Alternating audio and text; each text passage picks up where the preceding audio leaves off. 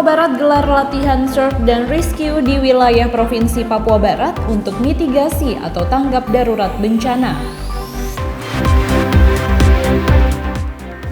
Sejumlah wartawan dari berbagai media di Manokwari hari ini menjalani vaksinasi kedua yang dilakukan di Kantor Kesehatan Pelabuhan Manokwari.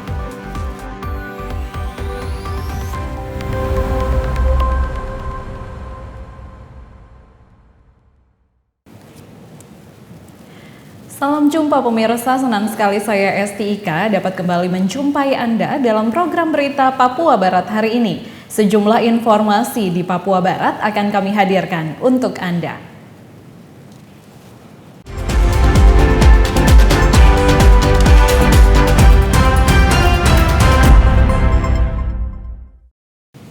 Inilah informasi selengkapnya. Pemirsa, sebagai mitra dalam mendukung program pemerintah, PWKI Papua Barat mendapat dukungan positif dari pemerintah Provinsi Papua Barat. Persekutuan Wanita Kristen Indonesia (PWKI) Provinsi Papua Barat yang hadir di Papua Barat sebagai mitra pemerintah dalam mensukseskan program pemerintah di bidangnya, mendapat dukungan yang baik dari pemerintah Papua Barat. Dukungan tersebut disampaikan Gubernur Papua Barat melalui sambutan tertulisnya yang dibacakan oleh Asisten 3 Setda Papua Barat Raymond Yap pada acara pelantikan pengurus Persatuan Wanita Kristen Indonesia atau PWKI Papua Barat Rabu kemarin. Positif bahwa organisasi sosial kemasyarakatan termasuk PWKI merupakan stakeholder pembangunan atau mitra strategis pemerintah dan merupakan salah satu komponen penting dalam peran serta masyarakat dalam pembangunan khususnya perempuan Kristen untuk mendorong percepatan dan daya saing penyelenggaraan pemerintahan dan pembangunan di wilayah Provinsi Papua Barat.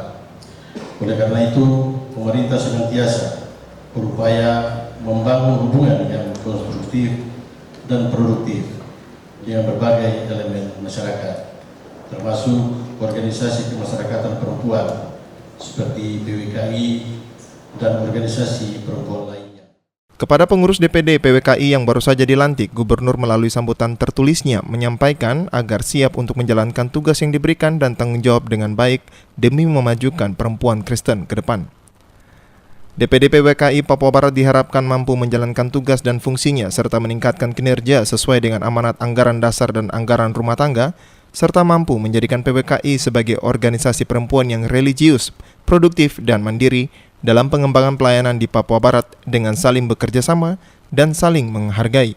Membangun kebersamaan dan memelihara harmonisasi hubungan antara pengurus dengan saling menghargai dan saling menghormati antara pengurus yang satu dengan pengurus yang lain, serta jauhkan egosentrisme pribadi sebagai modal utama dalam pengembangan organisasi.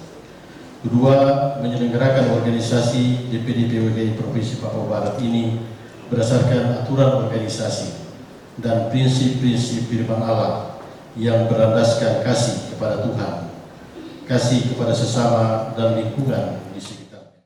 Selain itu, Gubernur Papua Barat juga berpesan kepada pengurus agar menjadikan PWKI sebagai organisasi perempuan Kristen yang bermakna dalam membangun kehidupan orang lain di Papua Barat. Arina Irianan, TVRI Papua Barat melaporkan. Oke, tahan 1, 2. Pemirsa, Bupati Manokwari Hermus Indo siang tadi membuka musyawarah rencana pembangunan Musrembang tingkat distrik Pravi. Musyawarah rencana pembangunan Musrembang tingkat distrik merupakan wadah untuk menginput semua rencana pembangunan di tingkat distrik yang kemudian akan dibahas dalam Musrembang tingkat kabupaten. Sehingga pelaksanaan pembangunan di tingkat distrik akan disesuaikan dengan program yang direncanakan pada Musrembang. Musrembang yang berlangsung sehari ini dibuka secara langsung oleh Bupati Manokwari Hermus Indo, yang dalam sambutannya menyampaikan indikator pembangunan daerah diarahkan untuk mewujudkan visi dan misi pemerintah 5 tahun ke depan.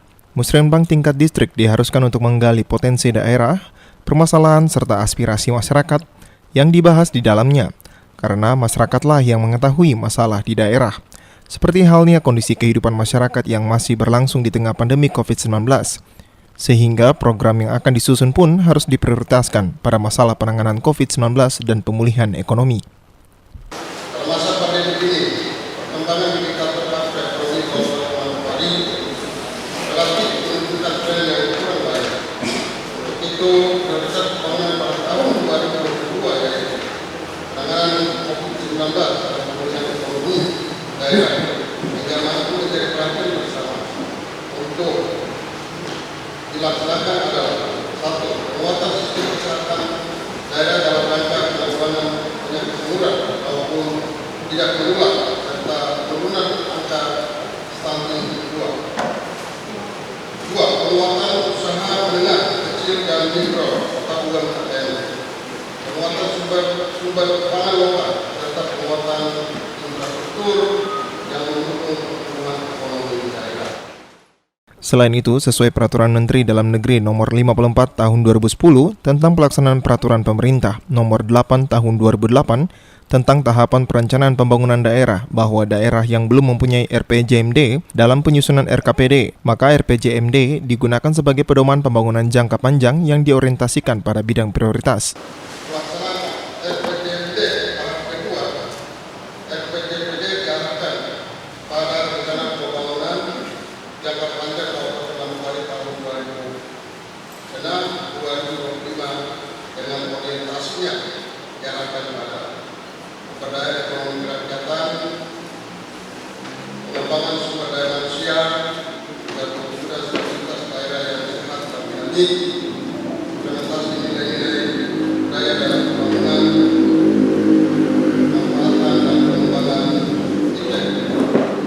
Untuk itu diharapkan pelaksanaan program distrik dapat menghasilkan usulan prioritas, dokumen perencanaan pembangunan distrik serta dapat menjadi masukan dari SKPD Kabupaten Manokwari tahun anggaran 2022. Pada kesempatan tersebut, Bupati juga berharap kepada para perwakilan kampung, anggota DPRD, serta para pimpinan OPD terkait dalam musrenbang tersebut, agar mampu menentukan program kegiatan prioritas yang akan diusulkan ke pemerintah Kabupaten Manokwari dan juga provinsi serta nasional, sehingga mempermudah pengukuran indikator kinerja dan indikator lainnya. Arinia Irianan, TVRI Papua Barat melaporkan.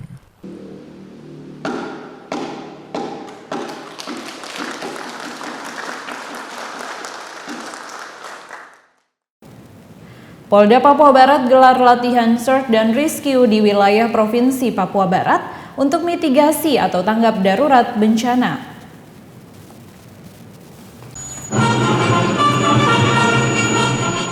Polda Papua Barat menggelar pelatihan search and rescue di wilayah Provinsi Papua Barat atau mitigasi. Kegiatan itu berlangsung pada apel gelar personil dan peralatan tanggap bencana serta pelatihan search and rescue di wilayah Provinsi Papua Barat yang berlangsung di halaman apel Mapolda Papua Barat Rabu pagi. Dalam amanatnya, Kapolda Papua Barat Irjen Pol Tornagogo Sihombing mengatakan melalui pelatihan bersama Kodam 18 Kasuari dan Basarnas serta seluruh jajaran diharapkan dapat berjalan maksimal, serta personil mampu mempersiapkan diri dengan sumber daya yang dimiliki dalam rangka penanggulangan bencana alam dan penanggulangan penyebaran COVID-19. Bersama TNI, dalam hal ini Kodam 18 Kasuari dan Basarnas Papua Barat, serta seluruh jajaran diharapkan benar-benar mampu mempersiapkan diri secara maksimal dengan seluruh sumber daya yang dimiliki, baik personil maupun sarana dan prasarana, untuk berperan secara aktif dalam rangka penanggulangan bencana alam dan penyebaran virus COVID-19. Menurut Kapolda, pelatihan perlu diadakan, dan untuk tahun ini, pelatihan tanggap terhadap bencana harus dimulai diprogramkan, sehingga anggota tim penolong sudah harus siap bila sewaktu-waktu bencana alam melanda di wilayah Papua Barat.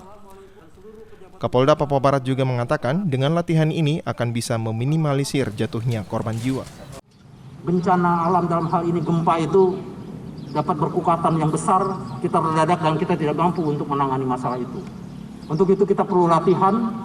Di tahun ini kita sudah programkan, ya, kita perlu latihan terus sehingga kita tidak terdadak lagi dengan hal-hal yang tidak kita inginkan, ya. Dan kita juga ingin dengan latihan ini, dengan latihan gabungan ini kita bisa mengeliminasi atau mengeliminir kemungkinan jatuhnya korban yang begitu banyak. Dalam acara tersebut hadir Wakapolda Papua Barat dan sejumlah pejabat utama di lingkup Polda Papua Barat bersama Basarnas Manokwari. Jimmy Tabisu, TVRI Papua Barat melaporkan. Kita ke informasi lain. Hingga hari keempat pencarian Dirman, supir Hilux yang merupakan korban hilang akibat terseret arus sungai di Dohu, Kabupaten Pegunungan Arfak, akhirnya dihentikan.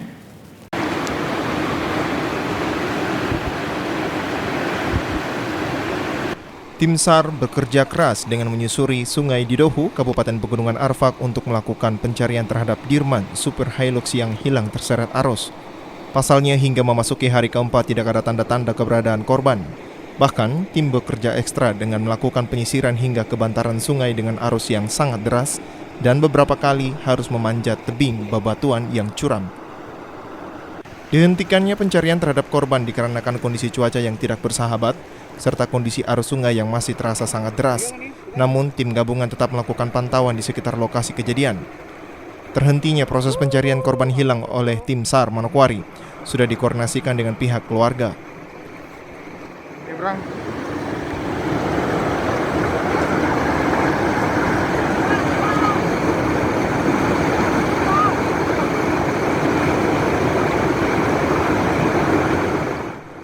Saat melakukan pencarian, tim SAR menerjunkan sekitar 20 personil gabungan yang dibantu oleh masyarakat di Dohu serta keluarga korban, sehingga jumlah keseluruhan mencapai kurang lebih 90 orang. Sebelumnya korban Dirman dikabarkan hilang pada tanggal 13 Maret lalu, sekitar pukul 14.00 waktu Indonesia Timur, usai mengantarkan masyarakat ke Kampung Iran Meban, distrik di Dohu, Kabupaten Pegunungan Arfak. Dari Kabupaten Pegunungan Arfak, tim liputan melaporkan. Informasi selanjutnya akan hadir setelah jeda berikut ini, tetaplah bersama kami.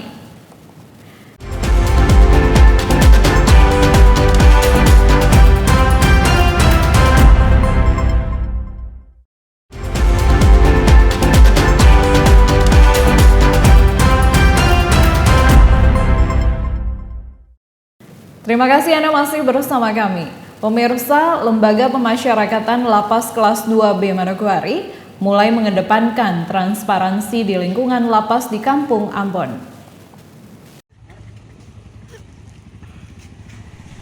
Hal tersebut merupakan komitmen Kementerian Hukum dan HAM wilayah Papua Barat untuk menciptakan zona integritas di setiap wilayah pelayanan Kementerian Hukum dan HAM. Salah satunya pada Lapas Kelas 2B Manokwari yang akan meningkatkan pelayanan maksimal pada masyarakat, penghuni lapas dan juga masyarakat yang akan berkunjung ke lapas. Demikian disampaikan Kepala Lapas Kelas 2B Manokwari, Julius Paat. Saat ditemui awak media, ia mengatakan ke depannya Lapas Kelas 2B Manokwari mulai melakukan transparansi total dengan meningkatkan pelayanan publik, yang nantinya bekerja sama dengan Ombudsman perwakilan Papua Barat di Manokwari guna memantau semua bentuk layanan yang ada di dalam Lapas Kelas 2B Manokwari, termasuk transparan dan bebas pungutan liar. Teman-teman media, kita akan lakukan transparansi total, tingkatkan pelayanan publik. Mungkin dengan Ombudsman kita akan kerjasama bagaimana supaya mereka juga memantau semua layanan, semua bentuk layanan ya. Jadi harus transparan, bebas pungutan liar terutama. Jadi nanti kita undang teman-teman lah bagaimana ini caranya. Julius menambahkan, sesuai dengan instruksi Dirjen Pemasyarakatan, seluruh lapas harus bersinergi dengan instansi yang ada, terutama yang sedang dilakukan saat ini bersama Badan Narkotika Nasional BNN Papua Barat untuk mengantisipasi penyusupan obat-obatan terlarang yang masuk ke dalam lapas, maupun melakukan deteksi dini sesuai arahan Kemenkumham Papua Barat. Ada penyusupan narkoba, jadi kita mesti kerjasama dengan BNN. Jadi semua pokoknya kita lakukan upaya sinergi sesuai instruksi Dirjen Pas. Jadi harus sinergi, deteksi dini juga. Ya semua kita lakukan sesuai instruksi pimpinan.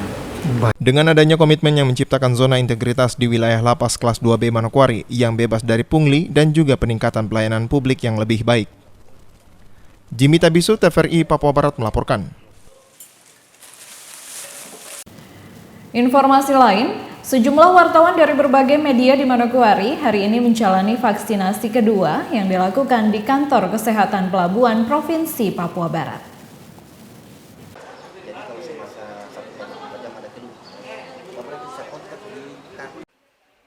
Kurang lebih 40 orang wartawan dari berbagai media di Manokwari, Papua Barat baru saja mengikuti suntikan vaksin dosis kedua setelah pada tanggal 4 Maret lalu sudah dilakukan vaksin dosis pertama.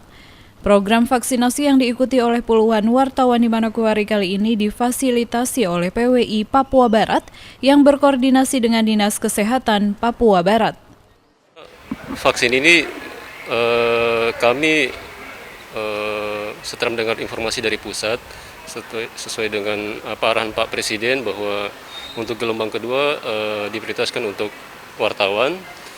Jadi kami langsung komunikasi dengan PWI Pusat dan PWI Pusat sampaikan bahwa untuk tahap pertama sekitar 5.000 itu untuk di sekitar Jabodetabek saja. Jadi kami inisiatif untuk melakukan komunikasi dengan Dinas Kesehatan Provinsi Papua Barat dan itu direspon dan kami menyiapkan data. Setelah kami menghimpun data, sekitar kurang lebih 40 peserta yang di Manokwari ini itu bersedia untuk divaksin. Dari hasil atau pemberian vaksinasi dosis pertama hingga dosis kedua, hasil pantauan di lapangan bahwa tidak ada efek samping yang dialami oleh wartawan. Sementara itu perlu diketahui juga bahwa sesuai data yang dihimpun dari laman website Dinas Kesehatan Papua Barat, kasus sembuh hingga tanggal 17 Maret 2021 kemarin, 22 orang dinyatakan sembuh COVID-19 dengan total kesembuhan sebanyak 7.266 orang atau mencapai 91,1%. Sementara jumlah kasus terkonfirmasi positif sebanyak 129 orang atau 1,6% dari total jumlah kasus positif di Papua Barat. Tim Liputan, TVRI Papua Barat melaporkan. Informasi tadi sekaligus menutup jumpa kita dalam program Berita Papua Barat hari ini. Kami tetap mengajak Anda untuk selalu mengikuti protokol kesehatan agar bersama semua pihak dapat memutus mata rantai penyebaran COVID-19. Atas nama kerabat kerja yang bertugas, saya Esti Ika mengucapkan terima kasih dan sampai jumpa.